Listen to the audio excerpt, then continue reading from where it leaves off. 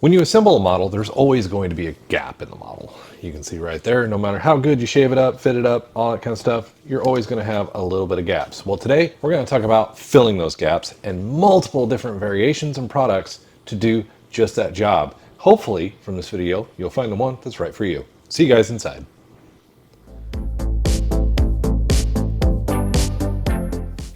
Hey guys, welcome to today's video. As we said, we are talking about gaps. No matter if it's a 3D print, a model kit, no matter how tight, how good, how well you trim with your X-Acto knife, you're always probably going to see some gaps. And gaps are something we don't want in a model. Sometimes paint can fill it, different things like that, but filling your model gaps is an important thing in anything. Now, you're seeing a T-Rex in my hand. This is a model kit this is a model from the Jurassic Park 30th anniversary one that I'm trying to do some justice on. And well, you can see there's a few gaps that we've got to correct. And today I am going to talk about products to do just that. I'm going to talk about my favorite products, but also there are so many different things that you could use to fill a model gap. Oh my goodness. It is crazy how the market has grown in just gap fillers and different products that you may not think of because they didn't come from the hobby shop. Well, we're going to discuss that today, and we're going to go through several quick fixes, more long-term fixes, some you don't really need to sand, some you need to sand fixes to resolve that issue. But before I start pulling those products out here on the table, if you're new here, make sure you hit that subscribe button. We're going to start doing a series on building process of the model, glues, fillers, primers. We're going to start talking about all that kind of different stuff, from progressing from on the sprue to glued to painted to your finished product, and how to protect that finished product. So that's a series I'm working on. A lot of cool products, a lot of neat ways to do it. But again, when we paint, that gap's going to come through. And that's going to ruin the model aesthetics and different things like that. We want clean, beautiful lines. You can see a lot of these gaps in here. I did get pretty good fill lines no matter what I did. Now, sometimes sanding and stuff like that and pre-fitting can help you. Sometimes the gap is just going to be there. There's not anything you can really do about it. You've done nothing wrong. It's just some model kits, especially older model kits like the Star Fury, even in the book it says there's going to be a gap here. Fill it. And like in here, it even said put filler in this hole. I don't know why they didn't fill it in when it was designed, but more modern model kits, you don't really see this problem very often. This is one that I've been working on. More modern kit, brand new model, or just released a couple years ago. There's not a lot of gaps. Now this is in paint. I've done a lot of the filler and different things like that, but also some of these gaps I want for seam lines to show metal connections and stuff like that. So definitely an aesthetic we want to work on. So we'll pull those products out here, and I'm going to ask the question right now. And down in the comments down below, what do you use as your most common filler? Hit me up down below. Let me know if one of these products is on your list, or if you use something completely different, because we all use different products. So without further ado, I'm going to start pulling on some of the simpler products. All right, so these are some of my common products. Well, one that you'll find on the market, but also ones I use a lot of because, well, I obviously own them, so I obviously use them. But I use some of them differently than I use others. So that's kind of an important factor to kind of keep in mind, whether you got big gaps, little gaps, weird gaps, different things. It's kind of good to keep in mind that each product works a little bit differently. So one of the ones you'll see me, and probably have seen me using a lot of, and this is a very bad bottle of it, grab a better bottle, is Vallejo plastic putty.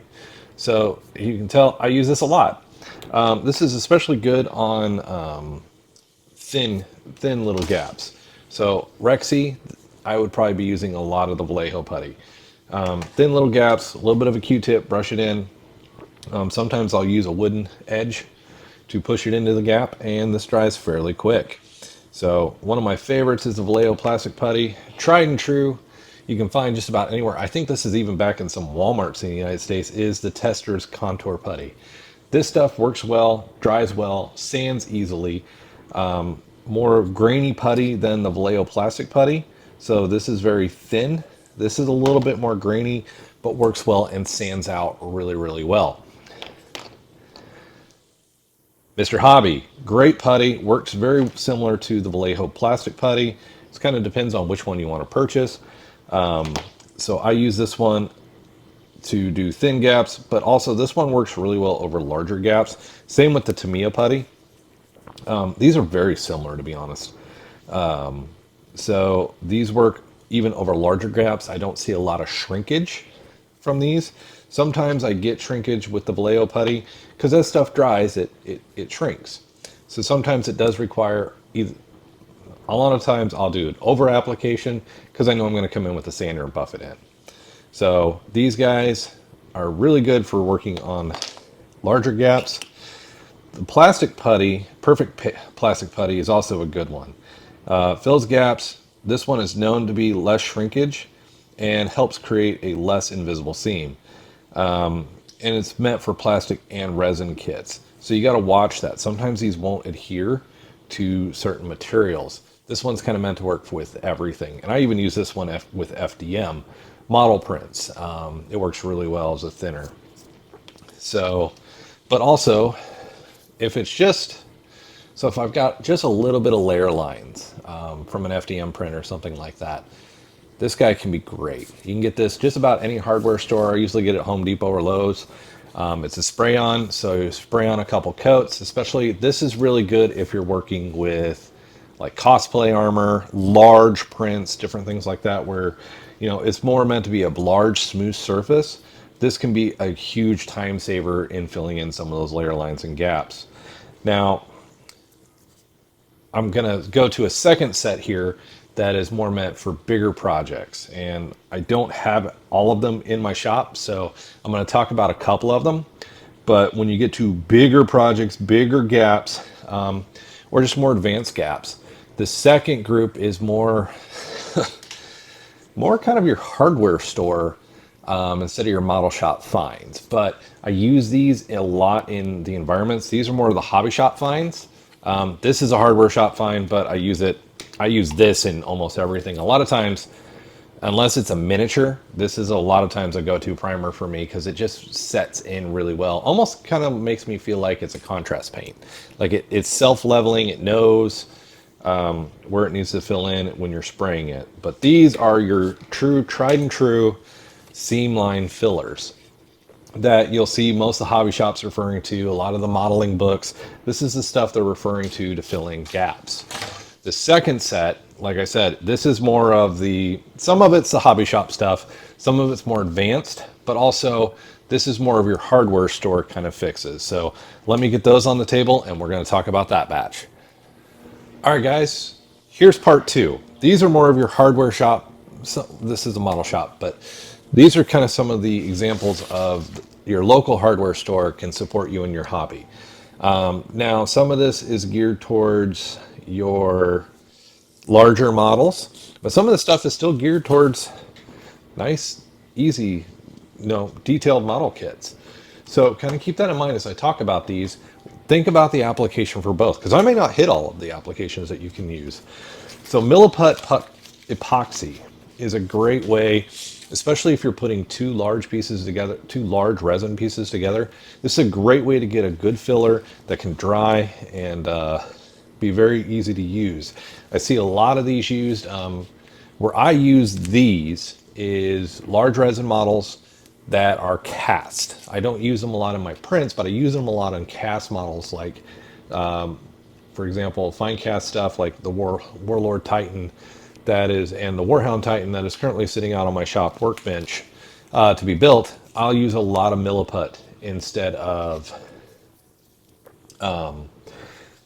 gap filler, because I want this is an epoxy. This is a slight adhesive. So it's going to stick to the materials, but it's also going to enhance the stick of the materials. So that's one of the reasons why I like Milliput. It's a filler, but it also helps with adhesion. So these other ones are definitely your hardware finds. I do have a Bondo blade out here because I'm going to talk about Bondo, and the Bondo blades can be really helpful in working with it. Plastic wood. It seems like a weird thing to use for a filler, but it works. It's shrink resistant, it's crack resistant, and it can be just a good cheap filler.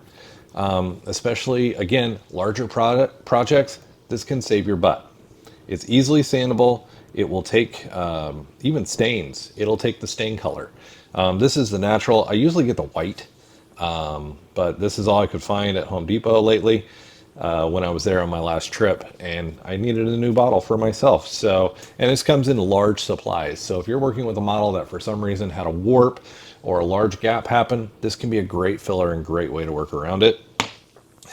This one, water putty. So, not exactly something you would think about, but this is actually meant for this is meant for a lot of products. This was referred to me by a friend of mine, Joe Hudson. Carpenters, cabinet makers, it's a general all-purpose filler. It's not just something you would see for plumbing or anything like that. It's a great filler. It dries. It doesn't shrink. I use this, honestly, sometimes in even miniature projects. I will use this. It sands really simple, gives a great look, and just can work really, really well for your projects. And it does have a stick to it. It'll stay put. And basically, one of the things I like about this one is it doesn't have a heavy scent. I am very susceptible to scents, so I have a hard time with some of the stuff. Actually just drives my nose insane. But this stuff works really well, really great thing to do, and you can pick it up at any local hardware store. And then the final one, the one that we hear about all the time, but a lot of people don't fully always understand, is Bondo. So yeah, Bondo. That's made for cars, Mike. That's not made for models. Hey, guess what? Model cars. And then we can go into all kinds of things when we're talking models. So this is the glazing and spot putty that they put out. So unlike the bigger Bondo kits or what we see used in cars a lot of times, this is not a Bondo that you have to mix. This is pre-mixed, it dries quickly, and it's great for small issues. So the bigger Bondo cans, unfortunately, I am out right now, or else I would have it on the video. But I wasn't going to purchase a can of it for a video. I'll purchase it when I actually have a need in the shop for it, because I haven't done a project that's needed the bigger cans lately. But even the two-part mixture, like the Milliput, can save you a lot of time, especially in big projects, helmets, body armor, cosplay. But this stuff is really good for smaller projects. You can take a little bit and it can go a long way to help you filling a gap. It dries quickly. It does dry red. And if you're going to sand this one, I actually recommend wet sanding. That way, you get a better, personally, you get a better feel for this one if you sand it wet. So it works well. It does a good job. Now, granted, it says it's more meant for metal, wood, and fiberglass. I have used this on FDM prints. I've used it on ABS, PLA, all those different things, and it works fine. It does adhere. Now, before you put this on, you may want to rough up the spot a little bit. And then what I tend to do before I adhere this is take a cotton swab with a little bit of IPA to make sure there's no particulate underneath that gets mixed in to create a bulge or anything like that. So, but in the model world, this works really well for what we do. So, guys, that's a few examples. Stay tuned, and definitely check out the Jurassic Park video. In part 2, you're going to see me doing all the filling on Rexy and using a lot of these, some of these products to do that before Rexy goes out and gets her primer coat and has fun. So that model kit is in progress along with that Star Fury kit. You'll see me using several of these products on that kit as well. And then next video, we're going to talk about the thing that a lot of us modelers hate most, but is the necessary evil in this field: sanding. I've got some tools that can make that, one, not only faster, easier, but also one of the things that we all deal with is environmental problems when sanding. And when I say environmental, is the dust all over your desk and different things like that. I got some products that can help you out with that too. So hopefully you guys found this video educational. Again, tell me what you guys are using. this is just a small sampling of what's available in the environment out there to fill in gaps in model kits. And definitely kind of one of those things, not everybody uses the same thing. Some people will go get sawdust and glue and make their own putties, which is pretty cool, to be honest. And I have done in woodworking before. I'll gather up my sawdust, make and some wood glue, and make a putty. So some folks, they'll just come back with the glue and keep layering it in to fill the gap. I've seen that work out really well as well.